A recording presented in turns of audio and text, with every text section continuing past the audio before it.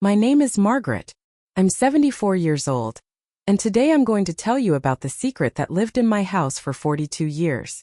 It's a story about love, about patience, and about the things we choose not to see, even when they're right in front of us. Before I begin, I want to ask you something.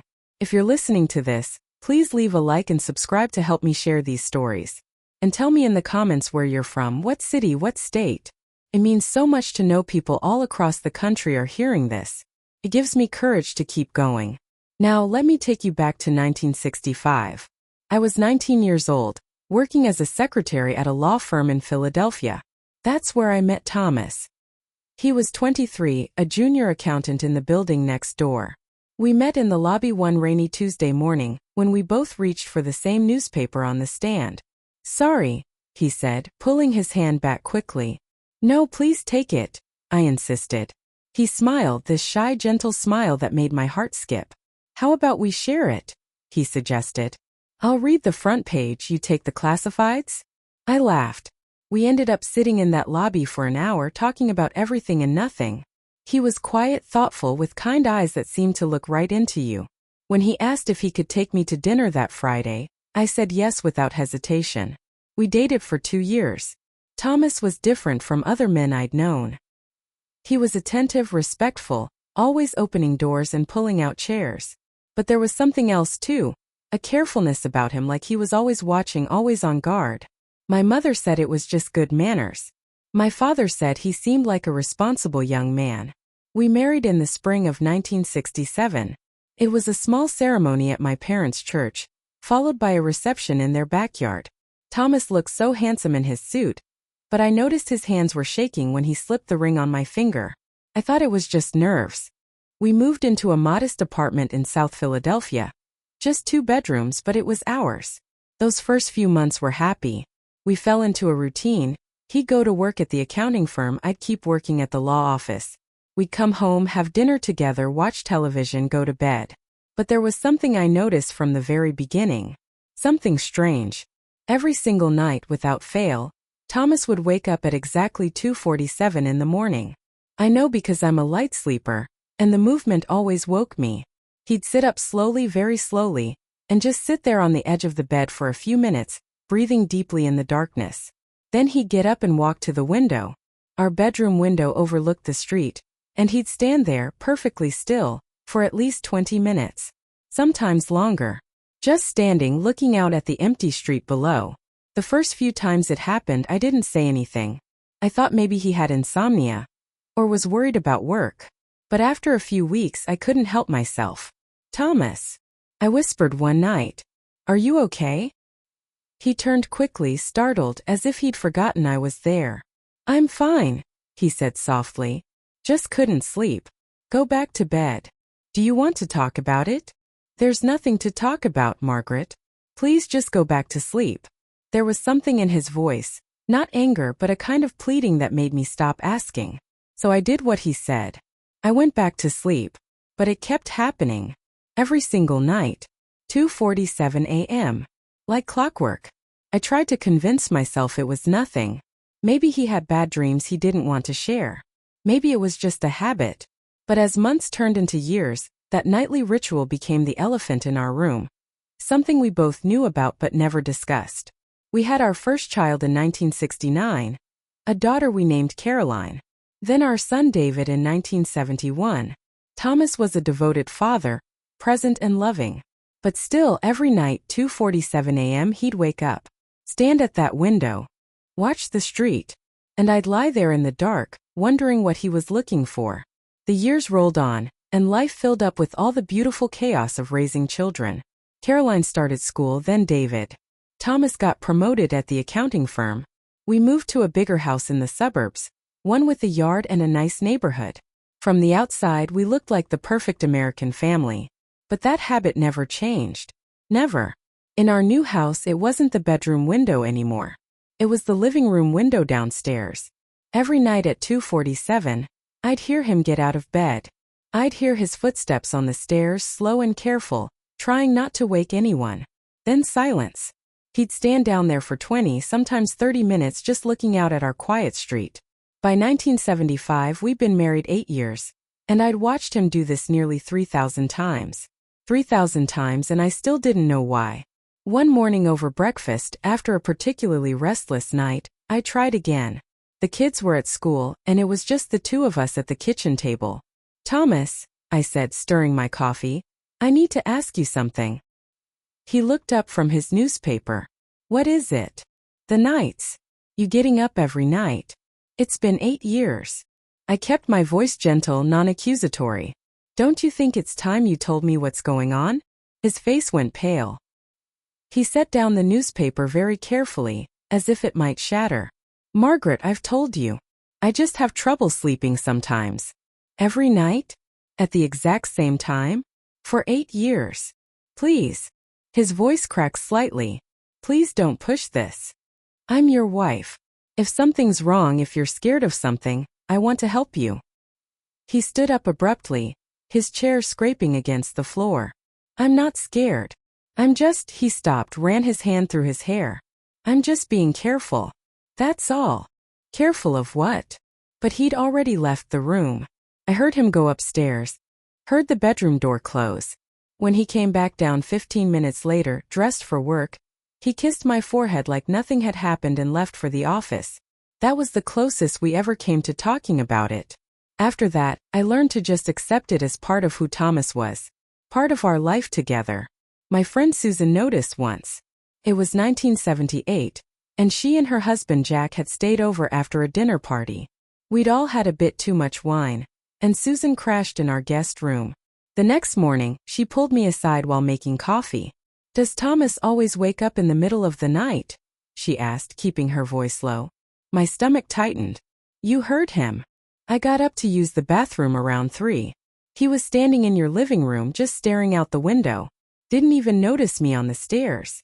She touched my arm. "Margaret, is everything okay? Is there something wrong?" I forced a smile. "He's always been a light sleeper. Work stress, you know. Nothing to worry about." She didn't look convinced, but she let it drop. And I never invited anyone to stay overnight again. The truth was, I had started developing theories. Late at night, when I couldn't sleep, I'd lie there and imagine all sorts of explanations. Was he having an affair? Was he waiting for someone to arrive or leave? But that didn't make sense. He was home in our house, standing at our window. Did he have some kind of disorder? Some compulsion he couldn't control? But he seemed perfectly normal otherwise. Never any other strange behaviors. Was he afraid of something? Someone? But who? And why wouldn't he just tell me? The not knowing was eating me alive from the inside.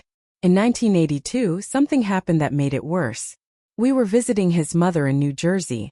She was getting older and needed help around the house. We stayed 3 days. And all 3 nights, even in his childhood home, even in a different bed in a different room, Thomas woke up at 2:47. He found a window and stood there watching. His mother noticed. "He's always done that," she said quietly to me on the last morning while Thomas was outside. "Even as a boy." My heart started racing. "What do you mean?" "Since he was a child." She looked uncomfortable, like she'd said too much. He's always been vigilant. Watchful. It's just his nature, dear." "But why? Did something happen to him?" Her face closed off completely. "That's not for me to say. If Thomas wants you to know, he'll tell you." And that was all she'd give me. I felt betrayed. Not just by Thomas, but by his mother too. There was a story here, a reason, and everyone knew it except me. That night, after we got home, I made a decision.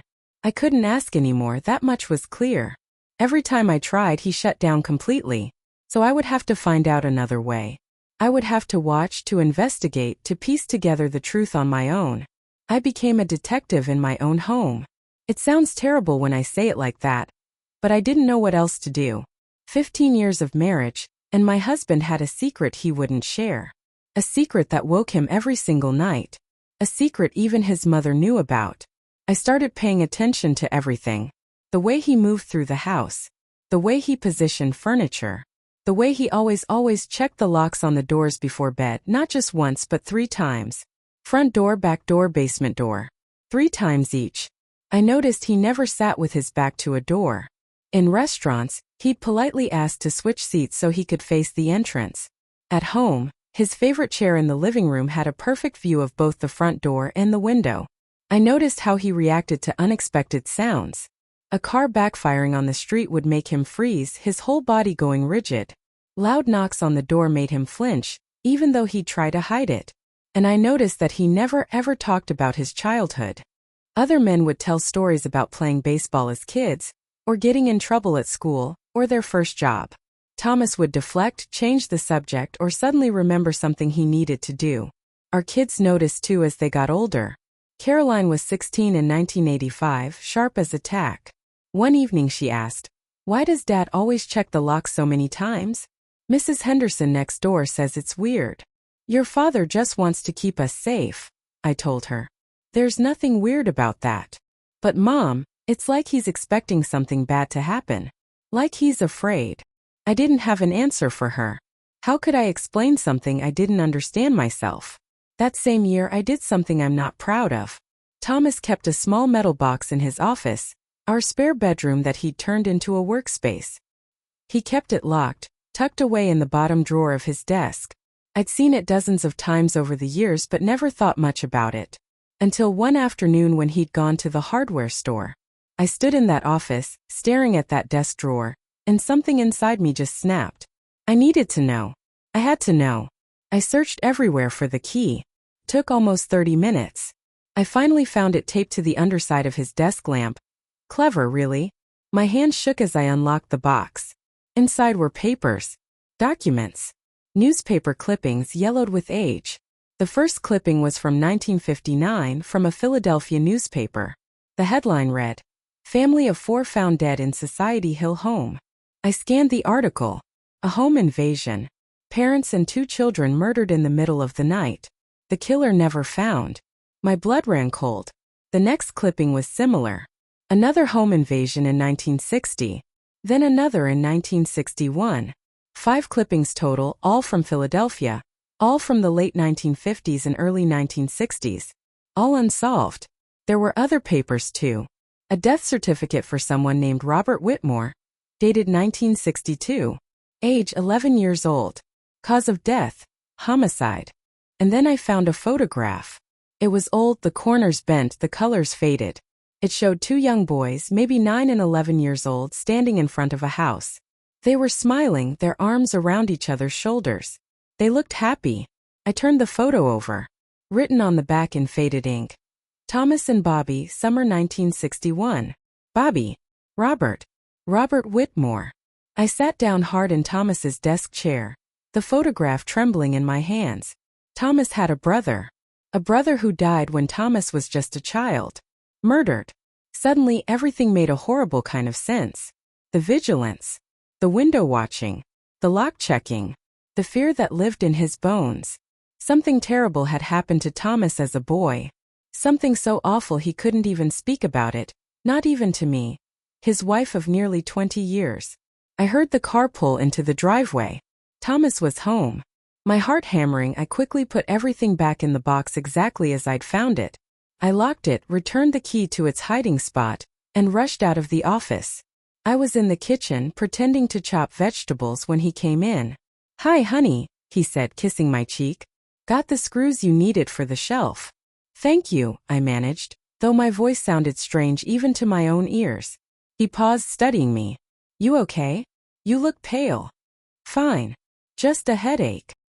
He touched my forehead gently. "Why don't you go lie down? I'll finish dinner." That was Thomas. Always caring. Always gentle. Always carrying this enormous weight that I just discovered. This trauma that had shaped every single day of his life. I went upstairs and lay on our bed, staring at the ceiling. A brother. He'd had a brother who was murdered. And somehow Thomas had survived. But what had he survived? What had he seen? What had happened in that house all those years ago? That night, when 2:47 came, I didn't pretend to sleep. I watched as Thomas got up, watched him go downstairs. And for the first time I understood. He wasn't just standing at that window. He was standing guard. He was making sure that whatever happened to his brother would never happen to us. I didn't sleep at all that night. How could I? Every time I closed my eyes, I saw that photograph. 2 boys smiling, unaware of the horror that was coming.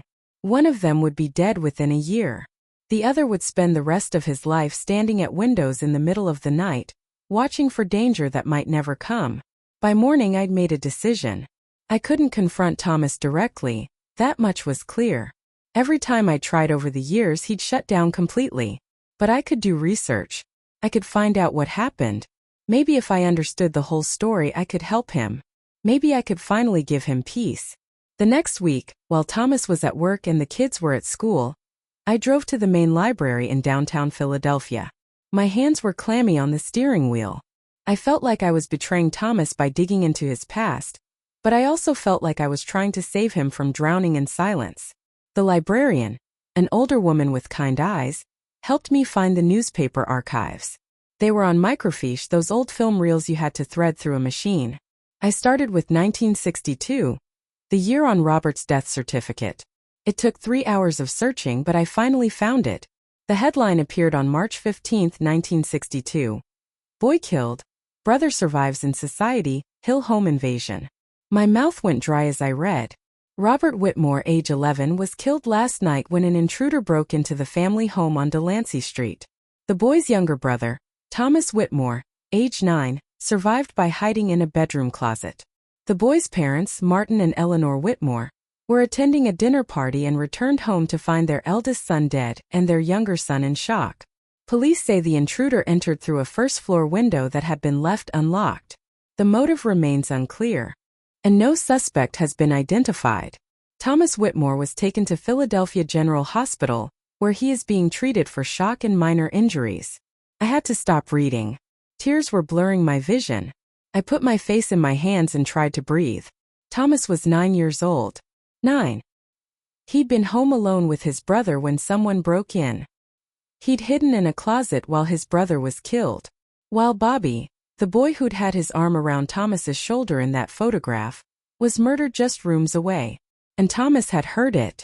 He must have heard everything. I forced myself to keep reading. There were follow-up articles over the next few weeks. Police had no leads.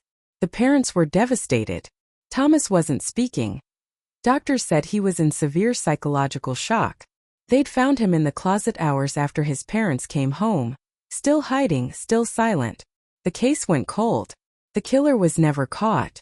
I printed out copies of the articles, paid the librarian, and walked back to my car like a zombie. I sat in the parking lot for 20 minutes, just staring at nothing. My husband had been 9 years old when his world shattered. When he learned that safety was an illusion, that danger could come through any unlocked window, that being quiet, being vigilant, being watchful might be the only thing between life and death. And he'd carried this alone for 33 years. 33 years of standing guard. 33 years of checking locks. 33 years of waking at 2:47, which I suddenly realized must have been around the time it happened. The time when Bobby died. The time when Thomas's life split into before and after. When I got home, I hid the articles in my own drawer, underneath my sweaters where Thomas would never look. I made dinner in a fog. When he came home, I hugged him longer than usual. "What's this for?" he asked, surprised but pleased. "Nothing. I just love you." He smiled, kissed my forehead. "I love you too." That night, I watched the clock. 2:43, I felt Thomas start to stir.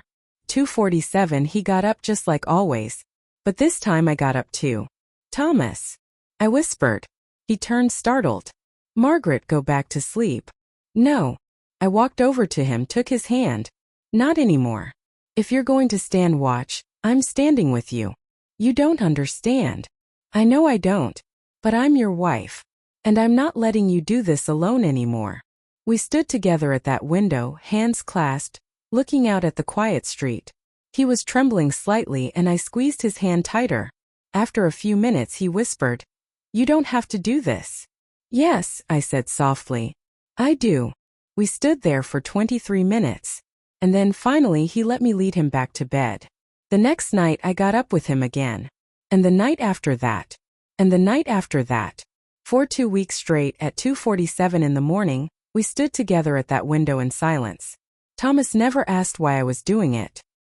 He never questioned my sudden need to join him. But I could feel something shifting between us. The wall he'd built around that part of himself was starting to crack. On the 15th night, as we stood there in the darkness, he finally spoke. "You've been to the library." My heart stopped. I turned to look at him, but he was still staring out the window. "How did you?" "I found the articles. In your drawer. I was looking for the heating pad for my back. And I saw them." His voice was flat, emotionless. "You know now." I didn't deny it. "I'm sorry. I shouldn't have gone behind your back. But Thomas, you wouldn't talk to me. For 20 years you wouldn't tell me. Because I didn't want you to know." His jaw tightened. "I didn't want you to look at me and see that scared little boy hiding in a closet while his brother died. That's not what I see. That's what I am, Margaret." His voice cracked. "I'm still that 9-year-old kid, too afraid to come out, too afraid to help. Just hiding and listening and doing nothing." I grabbed his face, forcing him to look at me. "You were 9 years old. A child. There was nothing you could have done. I could have tried. I could have. You would have died too." Tears were streaming down my face now. "Do you understand that? If you'd come out of that closet, we wouldn't be standing here right now.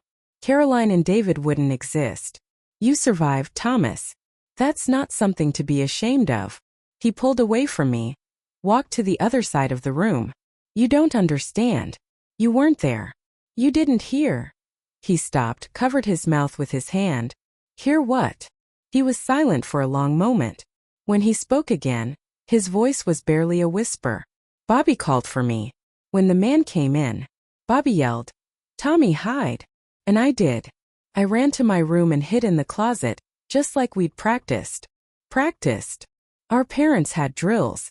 Because of all the break-ins that had been happening, they told us if we ever heard someone in the house, Bobby was supposed to get me hidden first, then try to get out. Bobby was older. He was supposed to protect me." Thomas's whole body was shaking now. "And he did. He protected me. But I heard him screaming. I heard him fighting. And I just sat in that closet with my hands over my ears, crying, too scared to move. I went to him, wrapped my arms around him from behind. He was sobbing now, really sobbing, in a way I'd never seen in all our years together. The police said it took them 45 minutes to get me out of that closet. Even after my parents came home, even after they were calling my name, I wouldn't come out. I thought it was a trick. I thought the man was still there, pretending to be my father." He turned to face me, his eyes red and swollen. "Do you know what that kind of fear does to you? It never leaves. Never. Every night for 33 years I wake up at 2:47 because that's when I heard the window break. That's when it all started. And my body remembers, even when my mind wants to forget." "Oh, Thomas." "I checked the locks because Bobby died because of an unlocked window. I watched the street because someone came down our street that night and destroyed everything. I sit facing doors because I need to see what's coming." He wiped his eyes roughly. "And I never told you because I was afraid you'd see how broken I am. How weak." "You're not weak." I took his hands in mine. "You're the strongest person I know. You survived something terrible, and you built a beautiful life anyway. You've been a wonderful husband and father. You've protected us, not because we needed it, but because you needed to feel like you could keep the people you love safe. And there's nothing weak about that. I'm so tired, Margaret." His voice broke again. "I'm so tired of being afraid. So tired of standing at windows. So tired of waiting for something bad to happen." "Then let's stop waiting," I said. "Together. We'll figure this out. Maybe we can talk to someone, a doctor who specializes in this kind of thing." "A psychiatrist?" He looked embarrassed. "People will think I'm crazy." "I don't care what people think. I care about you getting help. Real help. Not just standing at windows for the rest of your life." He was quiet for a long time, looking down at our joined hands. Finally, he nodded. "Okay, I'll try. For you. For our kids. I'll try." We went back to bed that night, and for the first time in 20 years, when 2:47 came, Thomas didn't get up alone. He reached for my hand in the darkness, and we lay there together until the fear passed and he could sleep again. It was the smallest step forward, but it was a step. And for the first time since I'd married him, I felt like I was truly seeing my husband, all of him, even the broken parts. And I loved him even more for trusting me with them. Finding a psychiatrist in 1985 who specialized in childhood trauma wasn't easy. Most doctors didn't even use words like PTSD back then. That was something soldiers got, not children who survived violence. But I made calls, asked around discreetly, and finally found Dr. Helen Brennan. She had an office in Center City. A quiet space with soft lighting and comfortable chairs. She was in her 50s with gray hair pulled back in a neat bun and eyes that seemed to look right through you, but not in a harsh way. In a knowing way. Thomas was terrified for that first appointment. I drove him because his hands were shaking too badly to hold the steering wheel. In the parking lot, he just sat there staring at the building. "I don't know if I can do this," he said. "You can. And I'll be right here waiting when you're done. What if she thinks I'm crazy? What if she wants to lock me up somewhere?" I took his face in my hands, the same way I'd done 1,000 times with our children when they were scared. "Thomas Whitmore, you are not crazy. You're hurt. There's a difference. And Dr. Brennan is going to help you heal." He went in. That first session lasted an hour. When he came out, his eyes were red, but there was something different in his face. A kind of exhausted relief. "How was it?" I asked as we drove home. "Hard." He stared out the window. "She didn't judge me though. She just listened. And she said," his voice caught. "She said what happened wasn't my fault. That I was a child doing exactly what I was told to do. She's right. I know. In my head I know.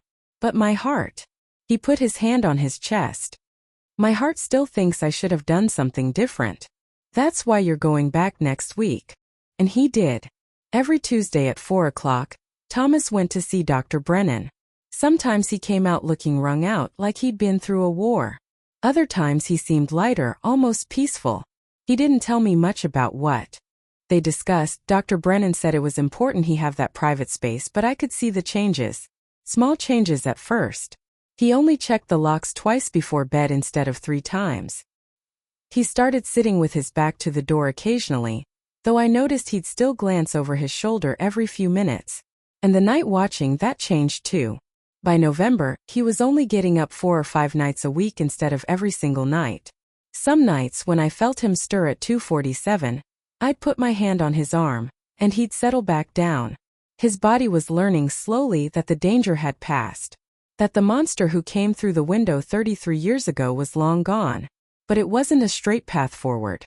There were setbacks. In January 1986, there was a break-in 2 streets over from us. The Hendersons' house. Nobody was home, thank God. They were on vacation. But the burglars smashed a window to get in. The police came through the neighborhood, warning everyone to be extra vigilant. That night, Thomas didn't sleep at all. He sat downstairs in the living room with every light on, watching both the front window and the back door. When I came down at 3 a.m. and found him there, he looked like he had when I first met him. Haunted, exhausted, barely holding himself together. "Thomas, come to bed." "Can't. Need to watch. The police are patrolling. We have good locks. We're safe." "That's what we thought before." His voice was hollow. "That's what everyone thinks until it happens." I sat down next to him, pulled a blanket around both our shoulders. "Then I'll watch with you." We sat there until dawn. The next day, Thomas called in sick to work, something he never did. He spent the whole day checking and rechecking every window, every door, every possible entry point. He had a security system installed within a week, the kind with sensors on all the doors and windows. Dr. Brennan said it was normal. Trauma responses weren't linear. Something would trigger the old fears and he'd spiral back. But the important thing was he'd come out of it again. And he did. Within 2 weeks, he was sleeping through most nights again. Caroline noticed the changes in her father. She was 17 now, applying to colleges, sharp enough to see that something fundamental had shifted in our house. One afternoon, she cornered me in the kitchen. "Mom, what's going on with Dad? He seems different. Is he sick?" I'd been dreading this conversation. Thomas and I had talked about when and how to tell the kids. We'd decided to wait until they were older, until they could understand. "Your father is dealing with something from his past," I said carefully. "Something that happened when he was very young. He's getting help for it now." "What happened?" "That's his story to tell, honey. When he's ready." She studied me with those intelligent eyes. "Does it have to do with why he always checks the locks? Why he wakes up at night?" "Yes. She was quiet for a moment. I always thought there was something we didn't know about. She touched my arm. Is he going to be okay? I think so. It'll take time, but yes, I think he will. That night, Caroline hugged her father extra tight before going upstairs to do homework. Thomas looked surprised but pleased. What was that for? Just love you, Dad. After she left, he turned to me. She knows something's different. She's almost an adult. She deserves to know you're working through something. We don't have to give her details yet, but she can see you're trying. He nodded slowly. Maybe that's not such a bad thing. Maybe it's good for her to see that even adults struggle, that it's okay to ask for help. I think it is. By spring, Thomas had been in therapy for 8 months. Dr. Brennan said he was making remarkable progress. He'd started keeping a journal, writing down his feelings instead of just letting them circle endlessly in his head. He'd learned breathing exercises for when the panic came. He'd even started, very slowly, to forgive himself. But the real breakthrough came on a Tuesday in May, 24 years to the day after Bobby died. Thomas came home from therapy that Tuesday looking different. Not exhausted or wrung out like usual. Not peaceful either. He looked resolved, like he'd made a decision about something important. "Margaret," he said, setting his briefcase down by the door. "Can we talk? Just you and me." The kids were both upstairs doing homework. I followed him into the living room, my heart beating faster. He sat down on the couch and I sat beside him. "Dr. Brennan and I have been working towards something," he began. "Something she thinks will help me move forward. But it's going to be hard, and I need you to understand what I'm asking." "Okay." He took a deep breath. "I need to go back. To the house where it happened." My stomach dropped. "Thomas, no. You don't have to do that." "I do. I've spent 34 years running from that place from that night. Every time I drive anywhere near Society Hill, I take a different route. I haven't been on that street since." He stopped, collected himself. Dr. Brennan says confronting it, seeing that it's just a house, just a place where something terrible happened but not some monster hiding in my memories. She thinks it might help me let go. What if it makes things worse? It might. But I can't keep living like this, Margaret. Half alive, always waiting for the past to catch up with me. I need to face it. And I need you to come with me. Of course I'll come with you. This Saturday. Dr. Brennan offered to come too, to be there if I need her. But I want you most of all. He took my hand. You're the one who stood by me through all of this. You're the one who finally made me believe I could heal. Saturday came too quickly. I barely slept Friday night and I could tell Thomas didn't either. We left early in the morning, Dr. Brennan following in her own car. The drive into Society Hill felt endless. The neighborhood had changed over the years. More gentrified now, the old row houses renovated and expensive. Thomas directed me down the familiar streets, his voice getting quieter with each turn. "There," he finally said, pointing. "That one." I pulled over across the street. It was a beautiful brick row house, 3 stories with white shutters and a red door. Flower boxes in the windows. A small iron fence around the tiny front yard. It looked normal. Peaceful even. Not like a place where a child had died and another child's innocence had been murdered. Thomas just sat there staring. His breathing had gotten faster, shallower. Dr. Brennan got out of her car and came to his window. "Thomas? How are you doing?" "I don't know. I thought it would look different. Darker somehow." "It's just a house," she said gently. "Just bricks and mortar. The terrible thing that happened here doesn't live in the building. It lives in your memory. And you get to decide what to do with that memory." We sat there for almost 20 minutes. Other people walked by, a woman with a stroller, a man walking his dog, someone jogging. Normal life happening all around this place that had been frozen in time in Thomas's mind. Finally, he opened the car door. "I need to get closer." We walked across the street together. Dr. Brennan staying back a bit to give us space. Thomas stopped at the iron fence, his hand gripping one of the bars so tightly his knuckles went white. "The window," he whispered. "That one there on the left. That's where he came in. I can see Bobby running toward my room, yelling for me to hide." "I can see." "What else can you see?" Dr. Brennan asked quietly. Thomas looked confused. "What?" What else do you see? Not just that night. What else happened in that house? He blinked like waking up from a dream. We had a tire swing in the back. Dad pushed us for hours. And Mom would bake cookies every Sunday. The whole house would smell like vanilla and chocolate. His voice got softer. Bobby and I shared a room. We'd stay up late telling stories, making each other laugh. He did the best monster impressions. Tears were streaming down his face now, but he was smiling too. We were happy. Before that night, we were so happy. That's the truth too, Dr. Brennan said. Not just the tragedy. The love. The joy. The little boy who was protected by his brother who loved him. That's part of this house's story. Thomas stood there for a long time just looking. A woman came out of the house, the current owner probably, and saw us standing there. She smiled politely and went on her way, not knowing she lived in the sight of Thomas's worst nightmare. It's smaller than I remembered, Thomas said finally. The whole house. In my head it was huge. Endless rooms where something terrible could be hiding. But it's just small. He turned away from the house and looked at me. I'm ready to go. Are you sure? Yeah. He took my hand. I needed to see it. To know it's just a place. The fear doesn't live here anymore. It only lives if I keep feeding it. The drive home from Society Hill was quiet, but it was a different kind of quiet than before. Not the heavy, suffocating silence of secrets and fear.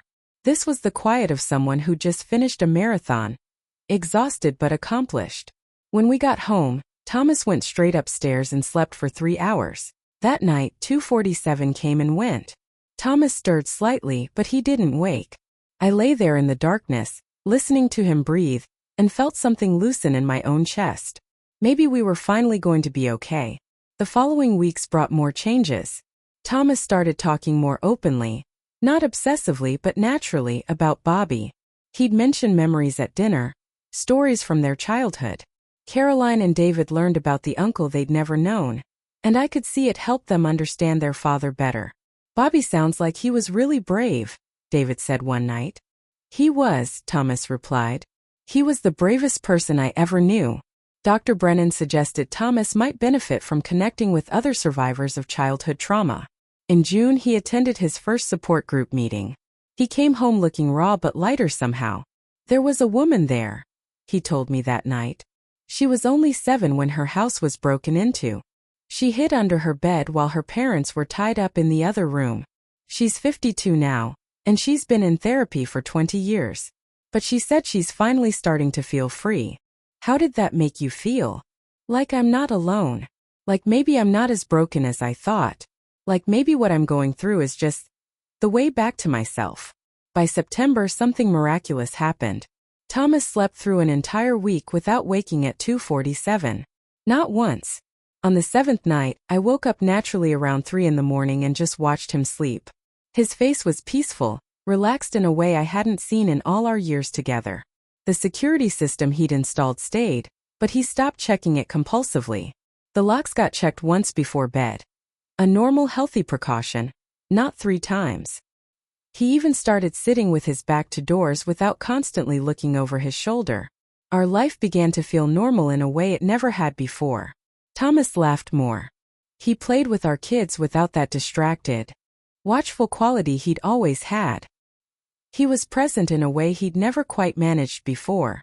In October, on what would have been Bobby's 36th birthday, Thomas did something I never expected. He asked if we could visit Bobby's grave. We drove to the cemetery where Bobby was buried, a quiet place with old trees and weathered headstones. Thomas had only been there once for the funeral and had never returned. He told me once that he couldn't bear to see his brother's name carved in stone, but now he walked right up to the small gravestone. Robert James Whitmore, 1950 to 1962. Beloved son and brother. Thomas knelt down, traced the letters with his fingers. Hi, Bobby, he said softly. I'm sorry it took me so long to come back. I'm sorry for a lot of things. His voice cracked. But mostly I'm sorry I couldn't save you. I know you saved me. You did exactly what Mom and Dad taught us to do. You made sure I was safe first. I wish you'd made it out too. He was crying openly now, but they weren't the desperate, choking sobs from before. These were cleaner tears, healing tears. I have a family now. 2 kids, Caroline and David. They're amazing. You'd love them. And Margaret, my wife, she's the strongest person I know. She figured out my secret and instead of running away, she stood by me. She made me face it. He wiped his eyes. I'm getting better, Bobby. I'm finally getting better. And I wanted you to know that your sacrifice wasn't for nothing. I survived and I built a good life. A life you'd be proud of. We stayed there for an hour. Thomas told Bobby about his children, his work, his life. He told stories from their childhood that made us both laugh and cry. And when we finally left, Thomas looked back one more time. Goodbye, Bobby. I'll come back soon. I promise.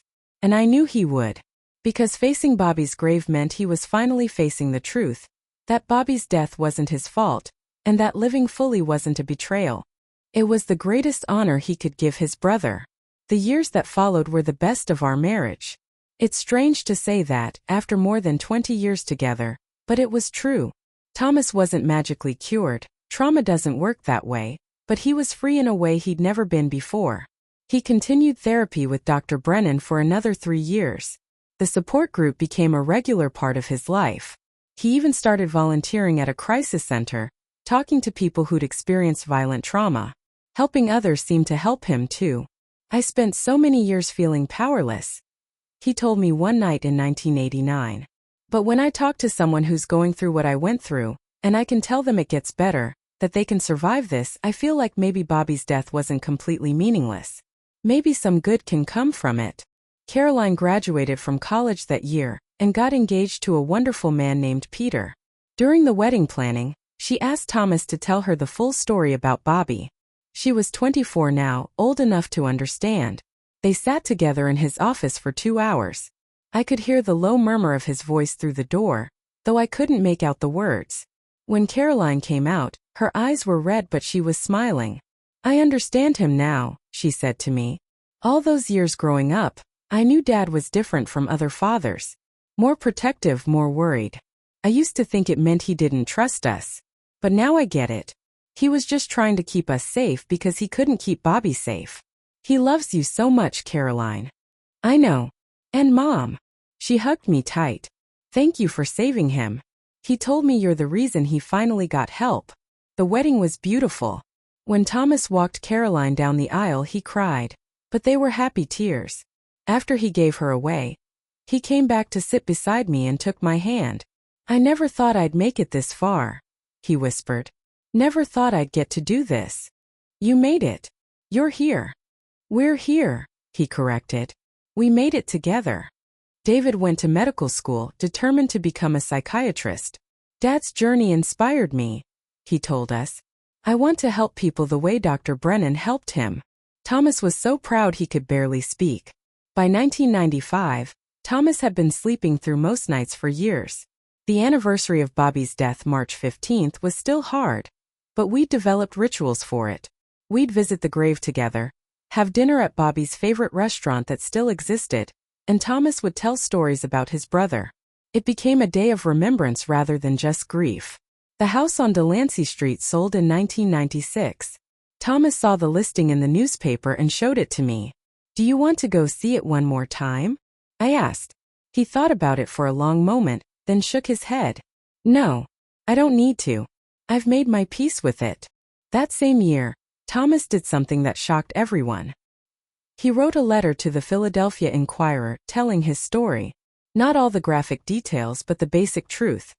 He was a 9-year-old survivor of a home invasion that killed his brother, and he'd spent decades suffering in silence before finally getting help. Why are you doing this? I asked when he showed me the draft. Because I spent 33 years thinking I was the only one. Thinking I was weak for not being able to just get over it. If my story helps even one person realize they're not alone, that they can get help and heal, then it's worth it. The letter was published. The response was overwhelming. Letters poured in from other trauma survivors, from parents of victims, from people who'd been suffering in silence just like Thomas had. The newspaper even did a follow-up feature on childhood trauma and PTSD. Thomas was interviewed, photographed. He was nervous about it, but he did it anyway. And something shifted in him after that. The shame he'd carried for so long, The feeling that he had to hide, it lifted. He'd told the truth, publicly, and the world hadn't rejected him. People had reached out with compassion, with understanding, with their own stories. "I wish I'd done this years ago," he said after the article ran. "Think of all the time I wasted hiding." "You weren't ready then," I told him. "You're ready now. That's what matters." In 1998, on our 31st wedding anniversary, Thomas gave me a gift I hadn't expected. It was a journal, leather-bound and beautiful. "What's this?" I asked. "I've been keeping journals for years now. It's helped me process everything. I thought maybe you'd want to write your side of the story. What it was like loving someone with so many secrets. What it took to stand by me." Part 10. I did start writing in that journal. Not every day, but when the memories felt important, when I needed to process what we'd been through together. Looking back now, reading through those pages, I can see the full arc of our story. The mystery, the discovery, the healing, the peace. Thomas lived until 2016. He was 73 years old when he passed, peacefully in his sleep from heart failure. Caroline and David were both there. I was holding his hand. The last thing he said to me was, "I had a good life, Margaret. Despite everything, it was a good life." It was, I told him. It really was. At his funeral, David gave the eulogy. He talked about his father's strength, his courage, his determination to not let trauma define him. He talked about how Thomas had turned his pain into purpose by helping others. And he talked about the love Thomas had for his family. A love so fierce it had kept him standing at windows for decades, watching over us. "My father taught me that surviving isn't the same as living," David said. "And he taught me that it's never too late to choose living." He was 43 years old before he finally faced his demons. Some people would say he wasted those years. I say he was doing the best he could with what he had. And when he was ready, when he had the right support, he did the work. He healed. And those last years of his life were full of joy and peace. After the service, a woman approached me. She was in her 60s, dignified with kind eyes. "Mrs. Whitmore? I'm Sarah Chun. I read your husband's story in the newspaper 20 years ago. I was a survivor too, different circumstances but similar trauma. His letter gave me the courage to finally seek help." She took my hand. "I wanted you to know that your husband saved my life. And I'm not the only one. There were so many of us who felt alone until we read his words." I cried then, grateful tears. Thomas's suffering hadn't been meaningless. Even the decades of silence, in a strange way, weren't wasted, because when he finally spoke, his words carried the weight of all those years. People listened. People believed. People healed. Now I'm 74 years old, living in the same house Thomas and I shared for so many years. Caroline visits every Sunday with her grandchildren. David calls every Wednesday. They both turned out beautifully, strong, compassionate, whole. Sometimes I still wake up at 2:47 in the morning. Old habits die hard. But now, instead of feeling that familiar dread, I think of Thomas. I imagine him standing at that window, keeping watch over the family he loved so much. And I think about how love isn't always about the big romantic gestures. Sometimes it's about standing in the dark with someone, keeping vigil, waiting for dawn. Thomas taught me that healing isn't linear. It's messy and complicated, and sometimes you take 2 steps forward and 1 step back. But it's possible. Even after decades of suffering, even after trauma that reshapes your entire life, healing is possible. He also taught me that secrets, even ones kept out of love, out of protection, create distance. The moment he finally told me the truth, the moment he let me see all of him, including the broken parts, was the moment our marriage became truly complete. I think about young Thomas sometimes, 9 years old, hiding in that closet, hearing his brother die. I think about how that little boy grew up to be a man who loved fiercely, worked hard, and eventually found the courage to face his worst nightmare. I think about how he turned his trauma into purpose, his pain into compassion. And I think about Bobby, the 11-year-old boy who yelled, "Tommy, hide!" and gave his life to save his little brother. Bobby never got to grow up, never got to fall in love or have children or build a career. But his legacy lived on in Thomas, in the man Thomas became, in the family Thomas created. So this is my story. The story of loving a man with secrets. The story of 42 years of marriage, 20 years in partial darkness and 22 in full light. The story of how patience and love and determination can help someone find their way back from the darkest places. If you're listening to this and you're carrying your own secrets, your own trauma, your own shame, please hear me. You don't have to carry it alone. There are people who will stand with you, who will love you through it, who will help you find your way back to yourself. And if you're loving someone who's struggling, someone with secrets they can't quite voice, don't give up. Keep showing up. Keep offering love. Keep creating safety. They'll tell you when they're ready. And when they do, be there to catch them. Thomas used to say that Bobby saved his life that night in 1962. But I think Thomas saved himself. It just took him 33 years to realize he was worth saving. Thank you for listening to our story. Thank you for being here with me. If this touched you in any way, please leave a like and subscribe. And tell me in the comments where you're watching from. Knowing that people out there are hearing this, understanding this, maybe finding hope in it, that means everything. Take care of yourselves. Take care of each other. And remember, it's never too late to heal. It's never too late to choose living over just surviving. Until next time.